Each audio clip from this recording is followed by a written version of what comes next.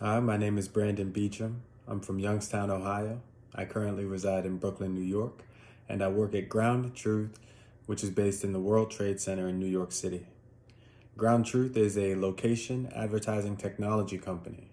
And what that means is we use location data to sell and position advertising to brands and consumers just like yourselves. And what does location data mean?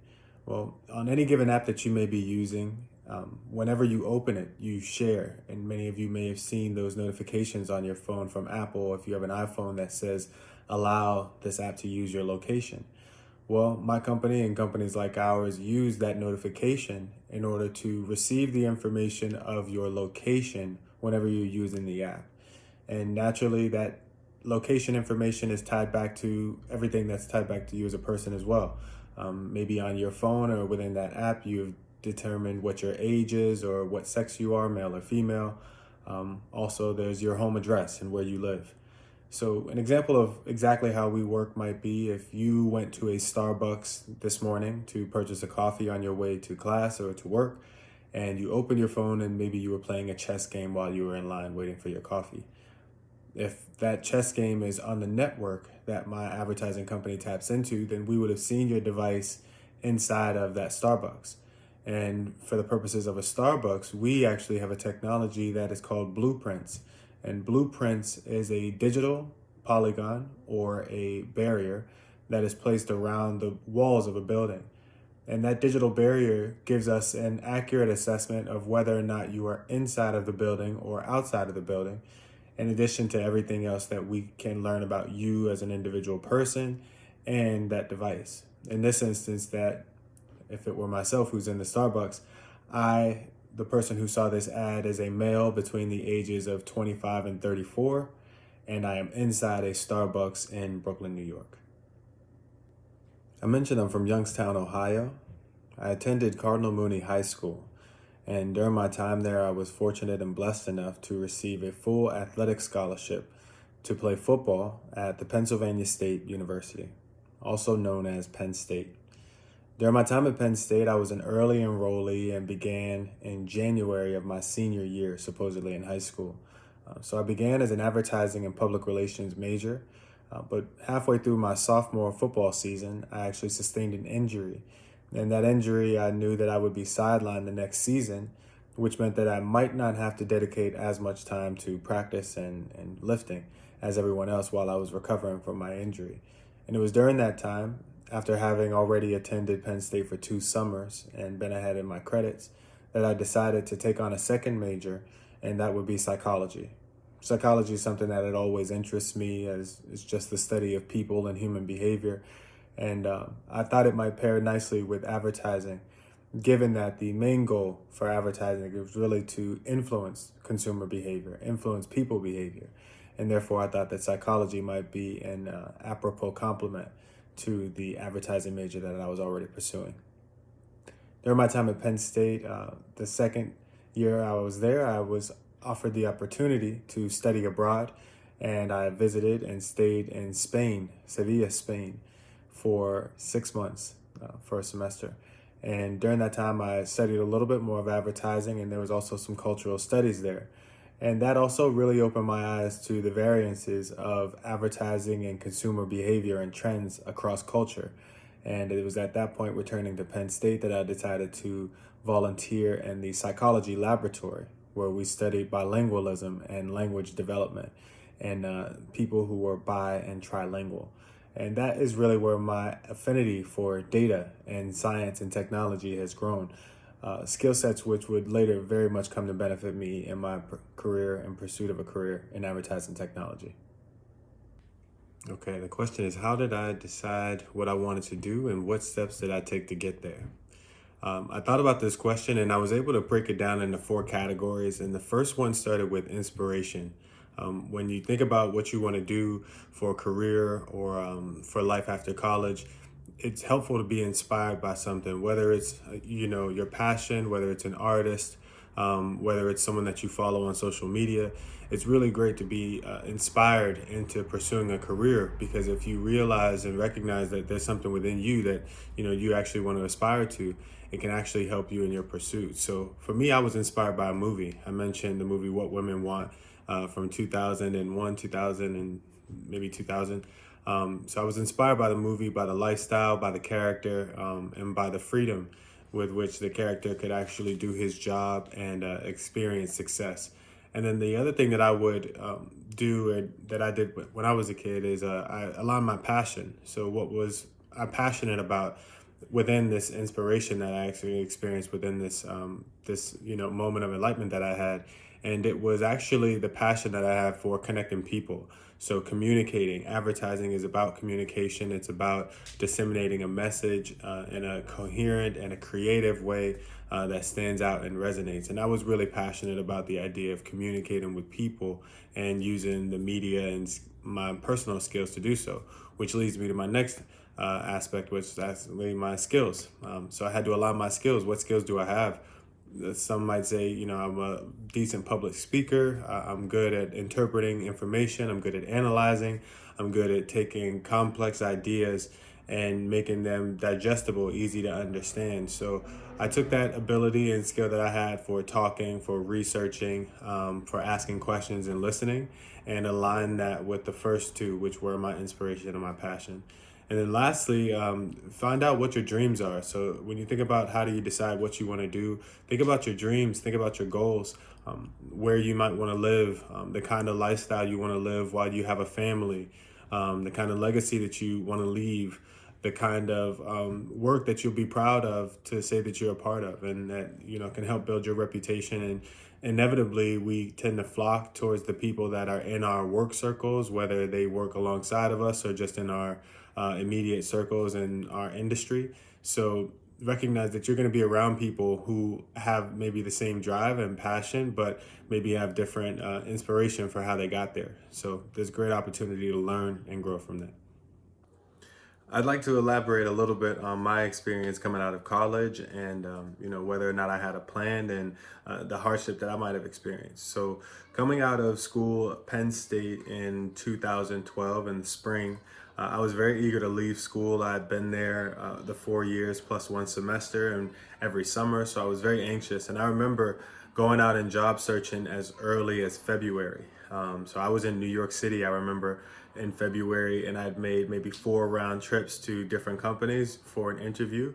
And I had a fifth lined up maybe the following week, but that one was based in DC. So I mentioned I wanted to be in New York City, and unfortunately, I wasn't granted or offered either of those, any of the 4 positions that I'd interviewed with in New York on that first go round while I was in school.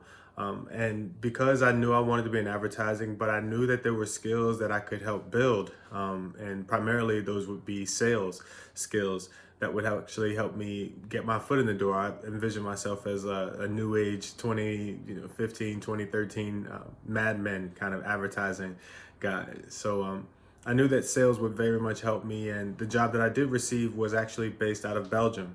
So I moved and went to Europe and worked for a company that produced documentaries on emerging economies. And it was the best thing that could have ever happened to me in life. I lived in 5 or 6 different countries around the world, and the sole purpose of it was to highlight the best aspects of these countries that were very foreign to me and very foreign to most of Western civilization. So as it pertains to a plan, the plan was always to get to New York, but I realized that I needed to be flexible enough that as long as I'm moving forward, pressing toward my goal, then I can actually continue to get in that direction. And this was, for me, a resume builder as well as a once in a lifetime experience, right? So I would not only be working in a media space and touch many different aspects of media, but I would also get to travel and live abroad. And then I did need to figure out a way to make my way back to New York. So my plan was to eventually get back to the city, and it just so happened that during a vacation, I received an invitation to come to New York for an interview. Now, that wasn't a part of the plan, right? To actually spontaneously receive an email. But the plan at that point had to be, do I pivot and chase this opportunity and these dreams of New York City, or do I stay in my comfort zone? So I did have to recalculate in that moment. And what I did was I decided that if I could also coordinate 4 to 5 other interviews for the same week that this company reached out for, then I'd increase my odds of actually getting an opportunity in New York, and then I would be comfortable leaving my company, the job that I was working at the time in Central America in Panama. So I was fortunate and blessed enough to actually coordinate those interviews and ended up being offered a job by the first company. But then to speak a little bit more on hardship, this was my first job in New York City. It was actually not a job that I was super passionate about. It was just something that I took because I realized that I wanted to be in New York City and work in advertising. But in order to get there, I had to just make the leap. I had to get out of my comfort zone and be there. So I took this job with that understanding, and I got a little bit lazy. And I actually was let go of this job because after being promoted in half the normal life cycle, it was supposed to take 6 months for me to be promoted, and I was promoted in 3 because I was really great on the phones and doing that interaction. But I was actually let go 6 months later because I hadn't met my increased sales quota. So they had high expectations for me being an early performer and joining the team and showing a lot of promise, but I didn't reach that quota. Lo and behold, though, I was very strategic because while I did make this move to New York City to attain this job and to save a little bit of money, I was living with an uncle. I made sure that I was always dipping my foot in the advertising pond so that I might be able to land an opportunity working for the type of company that I actually wanted to work for. So it was during that time actually where I was underperforming. It was actually because I was out interviewing at advertising companies. And very soon after losing that job, the first one that I received while I got in New York, I was offered a position at Horizon Media Agency, which handles brands like Geico and the Caveman and Edible Arrangements. But yeah, I experienced that hardship to only set me up for something better. And it was only because I was strategic throughout this entire process that that opportunity became available, even though I experienced the hardship of actually having to lose my job and be let go. What are some critical things for college students to know? Well, there's a handful that I can think of. The first might be kind of obvious, but it's really something that is hard for us to grasp as young, passionate, ambitious young people, which is that you've not earned anything yet. And I say that because a lot of us, especially in our first and second year after school, really feel like we've been giving it our all and feel like we deserve, a promotion, more responsibility, more opportunity. But in the workspace, that's a very small lifespan, and you really haven't had much opportunity to prove much on your job. Now, if it is the case that you have, in which case that leads me to my next thing, which is it's okay to be curious. If you have proved things, then it's okay to be curious as to why you've not received a promotion or why your boss or manager doesn't believe that you're ready for that next step. So those are a couple things that I think it's important for you to recognize and be cognizant of. The last one is regarding every work aspect, which is be good to people and just recognize that the work communities are very small. They're tight-knit families in and of their own. And in many ways, they're even closer to family because you spend every day, all year, around the same group of people and likely in the same space, doing the same activities, and your lives become intertwined as much as you allow them to be. And oftentimes people go on to different jobs, people move on in their careers or move up and over in their careers, and you never want to burn those bridges. So the other thing is to really maintain connections. Be cognizant of how often you have touch points with your managers, the people who are directly above you, and show interest in them personally because people like working with people they like. And the same is going to be the case when you're looking for new jobs. If you have opportunities to, meet, whether virtually, digitally, or otherwise, the people that work at this particular organization that you want to work at, mentors and mentees. If you have a mentor, if you don't have a mentor, it's a very easy way to get yourself into an industry and get exposed to the knowledge that you might not otherwise get exposed to because those people are there to answer questions. I have multiple mentors myself. So I'd say to maintain healthy connections with people. I'd say maintain the idea that it's okay to be curious and to learn, to not know, and to ask questions to actually grow and understand.